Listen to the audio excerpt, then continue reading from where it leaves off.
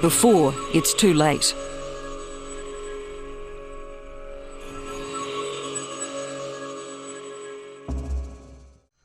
These Golden Lion Tamarins are not wild, or at least they were not born in the wild. In fact, they weren't even born in Brazil. They are legal aliens from the United States of America. They were born in captivity at the National Zoo in Washington, D.C., which is run by the Smithsonian Institute.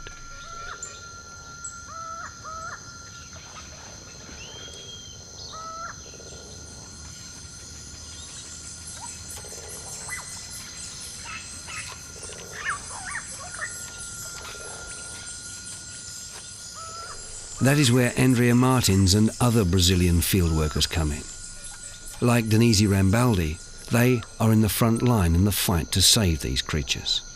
The biggest problem is areas. We don't have much forest for the monkeys because people still cutting their land. It was the Smithsonian Institute which helped fund these radio tracking collars. They help Andrea track them and to ensure that these little guys assimilate into the forest,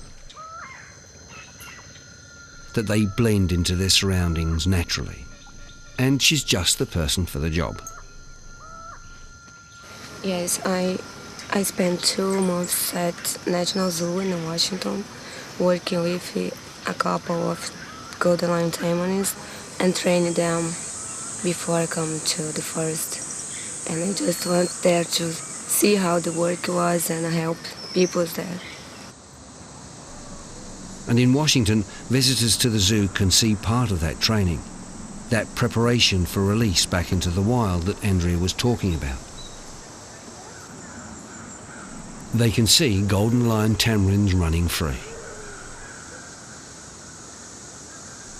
These animals are part of a captive breeding program supported by the Smithsonian Institute. The National Zoo basically coordinates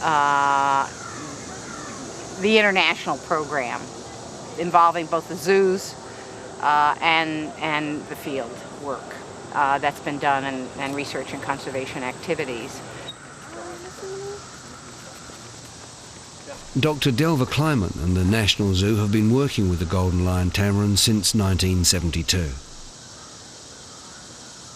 Then, as far as the researchers were concerned, these beautiful creatures were going to become extinct.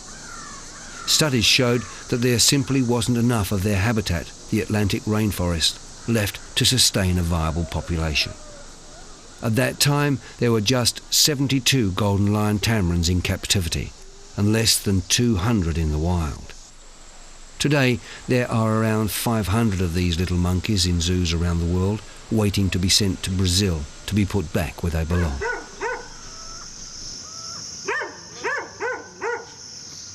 We've been working very closely with private landowners and actually getting private landowners involved and committed to saving the forest by having tamarins on their land, because the Atlantic forest is one of the most rich areas of the world in biodiversity. It's a hotspot on every national conservation or international conservation organization's map. And while these forest fragments are hotspots on conservation organisations' maps, there simply isn't enough of them. There isn't enough forest to sustain this amazing richness, and certainly not enough to enable these little animals to go back where they belong. But they have a plan to rebuild the Golden Lion Tamarin population, a plan to rebuild the Atlantic rainforest. But their plan has a time limit. We have a very clear goal until the year 2025. Until this year, we have to have about 2,000 tamarins living in the forest in Brazil. And to get this, we have to get around 25,000 hectares of protected area. Yes. We have all given ourselves till 2025 to get a population in the wild that would approach a couple of thousand animals and 20,000 hectares of land.